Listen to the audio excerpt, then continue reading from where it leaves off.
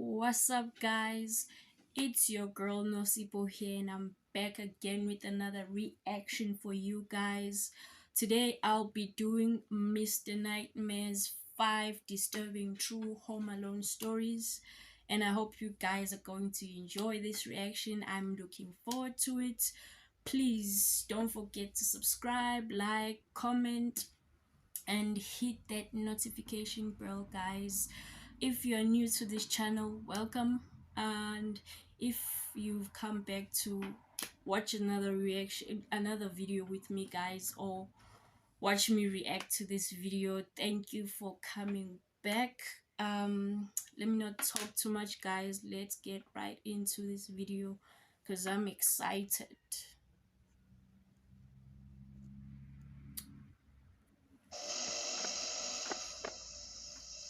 I'm 30 years old, and I share a house with my sister. It's a two-floor house, a mother-daughter house, meaning it has two kitchens.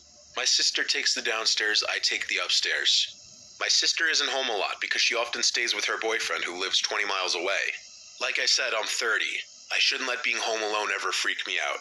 But, admittedly, sometimes it does. This happened on a night that I was home alone in my living room watching a scary movie. My part of the house is an open layout, so the living room, dining room, and kitchen are all one big space. My couch is in the middle of the space, so as I watch TV on the couch, my back is to a large part of the room behind me. So for those a little more easily spooked, it wouldn't be the most comfortable place to be sitting alone watching a scary movie. I'll admit, as I watched in the dark room with nothing but the light from the TV to cancel the darkness of the room, I found myself glancing over my shoulder a lot. I like to think I'm not the only 30-year-old male that does that. But anyway, after the movie, I brushed my teeth, turned off all the lights in the house, then went to sleep. My sleep lasted for about 2 hours. I woke up around 1 a.m., and I wasn't sure why I woke up at first. Then I heard a voice downstairs. It sounded like my sister. It sounded like she was inside the house, so it's not like she was calling for me to open the door. But still, I knew it was my sister's voice. I didn't know what she was yelling up to me though, but I was still groggy and not thinking straight. All I could think was that she must have been calling for me, or arguing with her boyfriend. So I got out of bed and went into the pitch black hall. I turned on the hallway lights and then made my way through the living room and heard my sister's voice again from downstairs. Now I could understand her to be saying my name. I made my way downstairs in the dark, yelling back at her, "What is it?" I looked for the light switch in the foyer downstairs, but couldn't find it. I'm not lying when I say I was groggy as hell. I walked down her little hallway towards her kitchen, find a light switch, and flick it on. The light in the kitchen lights up her little apartment, including her living room. The light starts off dim and needs time to brighten up, but I still saw that there was no one down there. Not her, not her boyfriend. I went to her bedroom, but it was empty. I called her name really loudly one time. No one called back, but shortly after I yelled, I heard something drop to the floor in my sister's bedroom, which I had just checked, and it was empty. I went back up the stairs like a little kid and went back to my bed to where my phone was. I tried to call her a few times, but she didn't pick up. I had myself locked in my room, wondering if I had just hallucinated all of that. Bro. Eventually, I fell asleep, and in the morning, I woke up to text from my sister asking why I called her. I would definitely freak out as well. Like, I would probably do the same thing, like just go back to my room, lock the door, and just try to maybe make myself think that maybe I'm overthinking it, and that nothing actually happened, because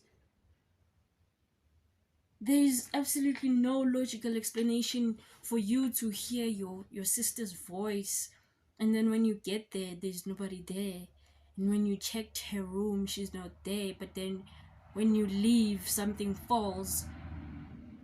Bro, like I would also freak out. I'm not gonna lie, I would also freak out, because like this guy said, as a 30-year-old, like feeling freaked out, or having just that weird feeling when you're alone. I don't think it's something that happens um to any specific age. Anyone can feel weird, and like, it's I don't know how to explain that feeling, but it's there. Because I'm not gonna lie, I get that feeling when sometimes I'm alone, but I'm always alone. I'm always alone. I like spending my time alone with my phone, my TV. So sometimes it gets to me, like that aloneness, that silence. Maybe it messes with someone's mind, and you feel like, "Mm, is someone there? Did I just hear something? Someone behind me?" But then when it gets this far that you hear someone calling you, and you hear something falling when you know you're absolutely alone, would also freak me out. I'm not gonna lie to you guys. 1 a.m. I asked her if she was home last night, and she told me no, she was currently staying at her boyfriend's house. I went downstairs to her bedroom to see what may have fallen down on the floor, but there was not a single object on the floor that could have made that noise. Bro, I'm led to believe I that is hallucinated even- everything I heard that night, but that's what I want to believe. that is even creepier, because you heard something fall, but then nothing actually fell. I would also think I'm hallucinating. No cap, bro. Like, I would also think that I'm actually hallucinating. If I go to her room, like maybe when it's in the morning, and I find nothing on the floor, bro. Because the alternative would be much more horrific. But I've never really hallucinated anything else or had any kind of sleep disorders. So how vividly I heard my sister's voice and that sound in her room really freaks me out. I would also be freaked out. I would freak out. Then. I was left home alone a lot as a kid, just due to the fact that my mom was single for a good chunk of my upbringing, and she worked as an RN on a crappy RN schedule, and my brother went away to college. This was a night that my mom was working an overnight. It was a weekend night, so I had this girl Molly over who I was talking to, and she hung out for a while. We watched a couple movies and whatnot, and eventually she had to go home because her parents don't like her out late, so I was left alone to hold down the fort. I continued to watch TV in my room and bed. My bedroom is upstairs next to the backyard, so when someone dragged one of the chairs on the deck outside, I heard it. I got up and looked out the window, and I saw someone sitting on one of the deck chairs down below. I called Molly's name thinking it was her. After all, she'd only left under 10 minutes ago. Whoever Why it was would she looked do up at that, me, though? but it wasn't Molly. I immediately pulled away from the window to hide. That was not anybody I recognized. Just call the police. Not in the darkness, at least. I texted a few close friends in our group chat if it was one of them messing with me. The ones who answered all said no, and asked what I was talking about. Bro. I didn't really believe any of my friends would come to my house to there's mess no with me like way. that anyway. Scared shitless, but still curious, I slowly walked back over to the window to look down again, and that person was still sitting in the chair, looking up at my window. It was a he, that much was clear, and he definitely saw me. I hurried away from the window again to turn off the TV. I sat in my bed in a ball, basically, with my arms wrapped around my knees. Just call the police. I waited in darkness for a while. I didn't even want to turn my phone screen on because I was scared he'd see the light. I didn't even want to move because the window was opened, and I feared that he'd hear any movement I made. I wanted him to assume I was just no longer in the bedroom. I waited enough time. It had to be a solid 5 minutes of just sitting there. I highly doubted that man outside could still be there. I finally mustered up the courage to get up and look out the window. There. I felt a little part of me die inside when I saw he was still down there, looking up at my window. Instead of running away from the window again, I tried to be brave and said down to him, "What do you want?" I then noticed his shoulders started to go up and down as if he were laughing really hard, but he didn't make any kind of audible laughing sounds at first, till I heard a slight whistling sound coming from him. It seemed like he was laughing so hard that he was wheezing. I asked him to please go away, then walked away from the window again. I went back to my bed. I was scared to call the police for some reason. I left my room and sat at the top of the stairway listening. The back door was being pushed. He was trying to get into the house. I ran back to my room to hide again.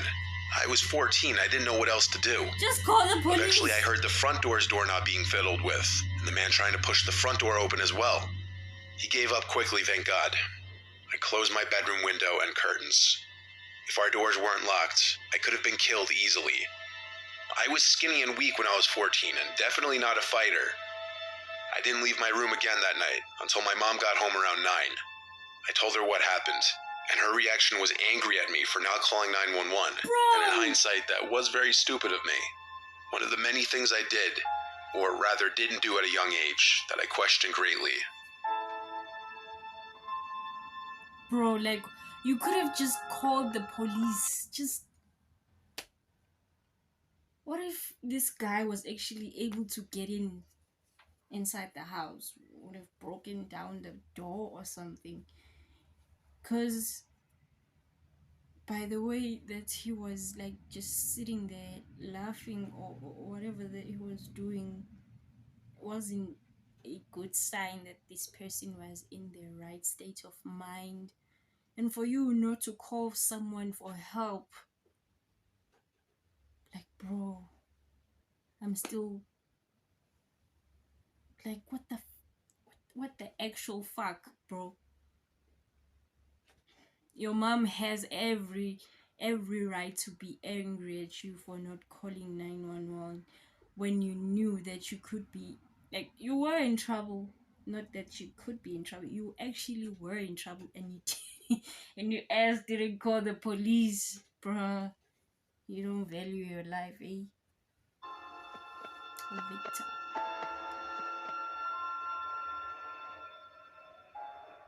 This was the story of how I almost died as a young kid, home alone, and possibly the most intense night of my life with way too much going on. We're a family of 5. I was 10 at the time. My older brother was 14, my little sister was 5. It was a Friday night. My brother was out with his friends causing trouble, clearly, because a dreaded phone call came to my parents. All I remember was I was in my room playing a Star Wars video game when I heard my mom start freaking out crying. I got really scared and hurried to see what was wrong. My mom was on the phone with the hospital, calling to inform my parents that my brother had gotten hit by a car. Obviously, we were all shaken and really scared. My brother's leg was broken, but I don't know what else was said on the phone. All I know is my parents hurried to get their coats on and got my little sister from her room and asked me if I was okay to stay home alone. I said yes, and they hurried out to the car and left. I was of course really worried for my brother, but I really didn't want to go to the hospital and see him in any kind of bad condition. I don't think my parents wanted me or my sister to either, but they didn't want to leave my 5-year-old sister home without them.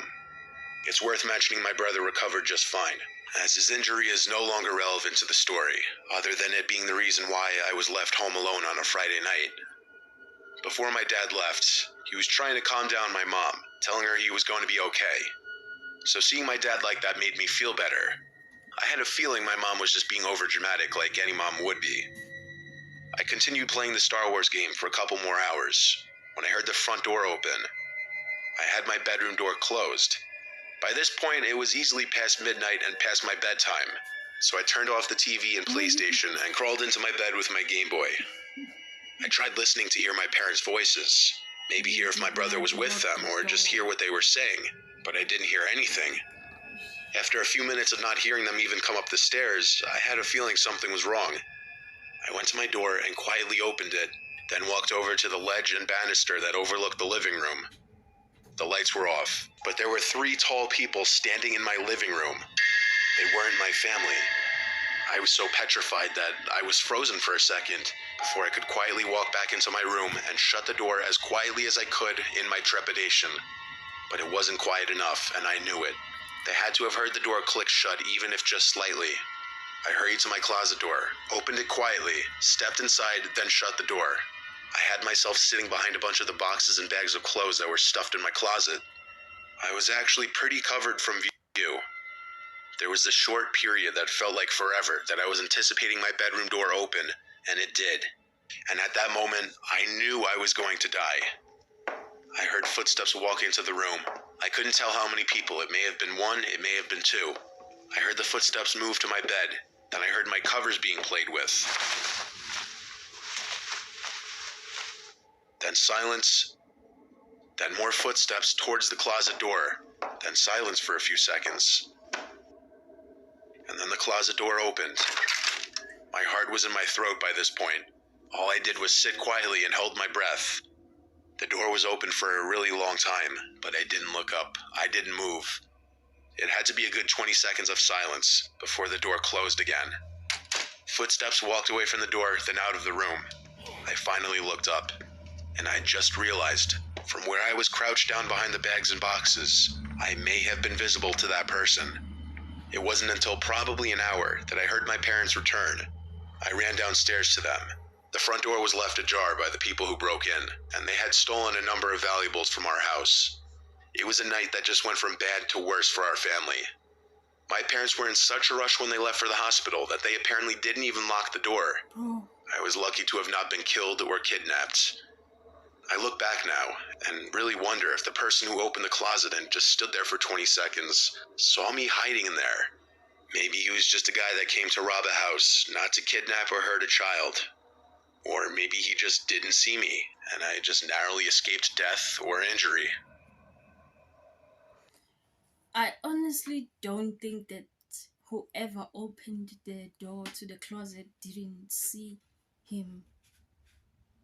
Honestly, I don't think that that person didn't see him. I'm glad that he or she didn't do anything to the kid, cause that would have been so bad, bro. Like, as a kid, experiencing that is so traumatic. I'm not gonna lie, it's so even now, as I'm 21. I'm 21 years old, and I still get trauma with all the break-ins that I've experienced. Um, last year is last year was very bad during winter time, and we experienced a lot of break-ins, and that leaves us like it leaves us with a lot of trauma. Like people don't talk about that trauma very much, but it's there. And if you've experienced so many break-ins, you can't even fall asleep at night. It's very hard to fall asleep because you're like, what if I sleep and then someone breaks in or tries to break in and I'm not aware and I'm sleeping, bruh? Like, it's the most scariest it that you endure as a person. And waking up, seeing someone at your window, bruh, like, oh. So as a 10-year-old, it's a lot. It's a lot of trauma. It's a lot. Imagine growing up with that in your mind, bro.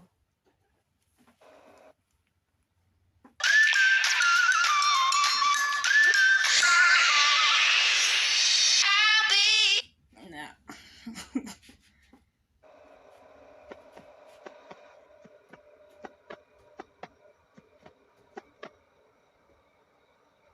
I was home alone for an entire week one time when I was still a teenager living with my parents, which was a rare occasion since my parents don't go out a lot. My mom's rich friend Patty invited my parents on a trip that she was paying for. I'm an only child, so I was left alone in the house. We lived in Newark, Ohio, which is in Licking County. Yes, our county was actually called Licking County. My parents' old house had woods in the backyard and was on some quiet road that only a few cars would pass per day usually. We had a huge deck in the backyard overlooking the woods, and a decently large backyard. We even had a little fish pond and above-ground swimming pool. This was on a Thursday night. I remember because I had conversations with friends about plans for the weekend that day. This was in July of 2013. I was out on the deck smoking weed with my speaker playing music. That's about the time it started. I thought I heard a voice from out in the woods. I lowered the music and listened for a little bit. It didn't repeat, so I raised it back up. When the music was loud again, I heard a voice from out in the woods again. This time I turned the music off completely and listened for longer. There was a voice calling from the woods again, confirming I wasn't just hearing things. It was a male's voice, saying, "Hey, over here." It was kind of distant, but not too far. The woods were anywhere from 20 to 30 yards away from the deck, and that's where the voice was coming from. I didn't think in a million years it was someone calling out for me, though. Rather, maybe just some kids playing manhunt or something. Why did you? The Why voice would you be called out calling again, out to me? "Hey, over here, we need help."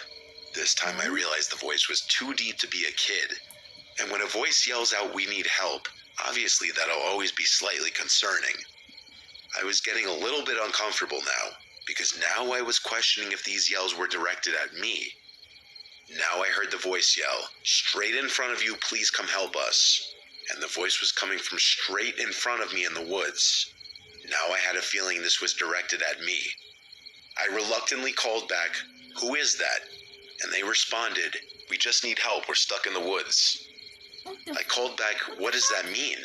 And the voice replied back, "Just please come help, straight in front of you." No. I got out from my seat, walked down No. the steps of the deck onto the grass, and proceeded towards the woods. I called out, "I'm coming, where are you?" The voice replied instantly, "Right in front of you, I see you." I replied back, "Wait, are you alone or with someone?" There was no answer this time. Bro. I stopped in my tracks about halfway towards the woods. I had a bad feeling in my gut about this. I started walking backwards, back towards the house and the deck. I didn't even want to turn my back to the woods, because it took me that long to realize there was something very suspicious about this situation. I made it back to the deck, and the voice didn't say anything else. If they truly saw me and this was real, they would have said something like, "Where are you going?" at the very least. They knew I was onto the situation, but who even knows how many people were in there? Could have been one, could have been three. All I know is getting stuck in the woods makes absolutely no sense, especially if he or they were able to literally see me. Like what? Did their shirt get caught on a branch? I went inside the house and locked all the doors just to be safe. I chilled in my living room for a bit, still high, and I think that's why I was more trusting at first, because of how high and relaxed I was. Then, though, I heard the voice again from outside, closer now, definitely in the backyard and not the woods anymore. I heard splashing of water. It could have been the pool or the pond. I hurried to the window to see.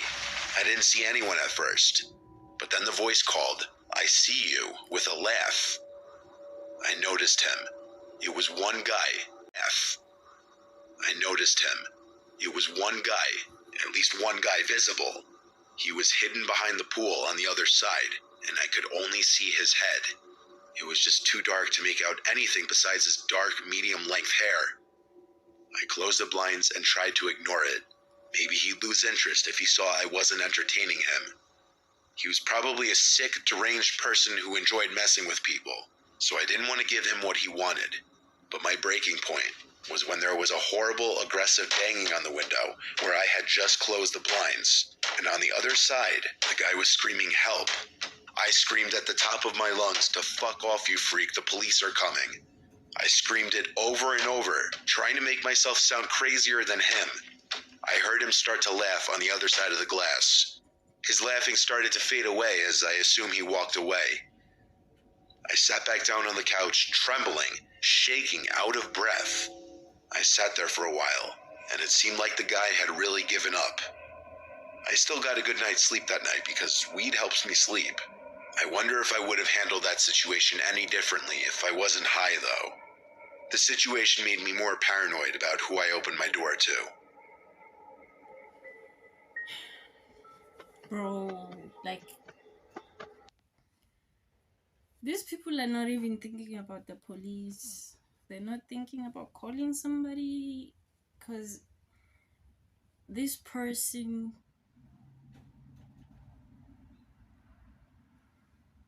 I don't think they were at their right state of mind. Maybe he did take some drugs. I'm not saying about our main character, I'm talking about the guy in the woods. Maybe he was intoxicated. But I'm just saying, why are these people not calling the police?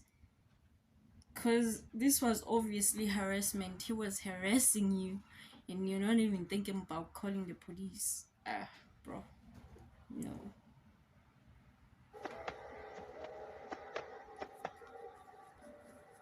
I'm 23 years old, and I live at home with my parents still. One day they were both not home, and I was outside playing basketball in the front yard. At some point while I was playing, I looked up at one of our upstairs windows and saw a woman standing there. Not my mom, not my sister. It was a random woman. I guess when she saw me looking at her, she dipped away from the window. When I went inside and upstairs to check the lounge room, she wasn't anywhere. I checked every single room I could, every bedroom, the bathroom, every closet. Then I checked the downstairs, which included the living room, kitchen, dining room, one bedroom, and more closets. Finally, I checked the basement, and I highly doubted she could be down there. It's a small basement with a couple couches, a bar, and two closets. Nice. There weren't many places for someone to hide. But when I opened the second closet door, I was incredibly scared, as I didn't know of any other places someone could be hiding in the house.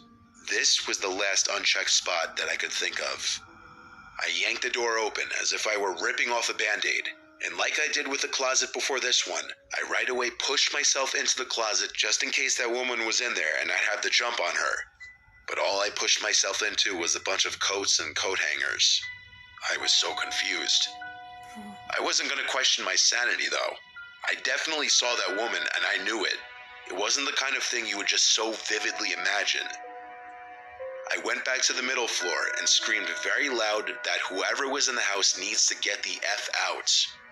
I actually screamed so loud that our next-door neighbor came over and asked if I was okay. I told him that I literally just saw a woman at our upstairs window watching me play basketball. He came in and helped me search again. When we couldn't find her, I was left to assume that she snuck out through the back door, which I did unlock after all when I went to grab the basketball from the yard. So my neighbor left. I locked all the doors, called my parents, and told them the crazy story, and they weren't too thrilled. But they asked me to make sure nothing was stolen. I did just that, and luckily it seemed anything that was worth something was still in place. So now fast forward to that night. I went to sleep after checking the house one more time just for peace of mind. It was hard to fall asleep though. My mind was racing for obvious reasons. Most people can't relate to seeing a stranger at their window inside of their house. They really can't. But my restlessness helped me out in this situation, and here's why. I was finally starting to drift away slightly. Then I heard some noises from the other side of me. I had the fan on above me, so the room wasn't dead silent, and that's why I didn't immediately turn to my other side at the first sound I heard. But the sound started to sound human-like. I turned to my other side, and there she was, getting out from under my bed. She stood up tall above the bed, and I screamed so loud, louder than earlier before.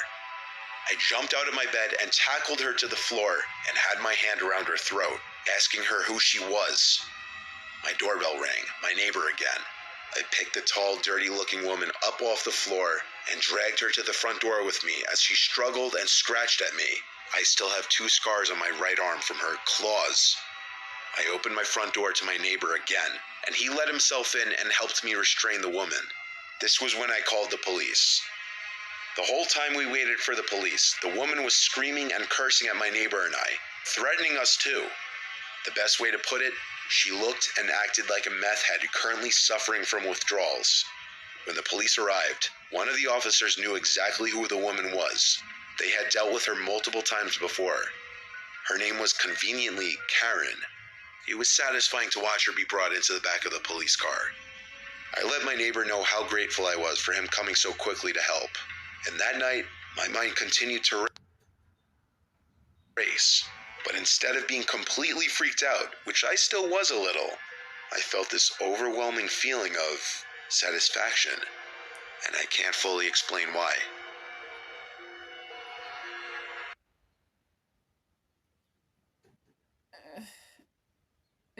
This feeling that you got of satisfaction, like, I think it's so relieving, like relief. It's a feeling of relief because at first you couldn't sleep, knowing you saw this person, you looked for her, and you didn't find her. This I think it makes it even more relieving knowing Guti knowing that you found this person and they're no longer in your mind and gone.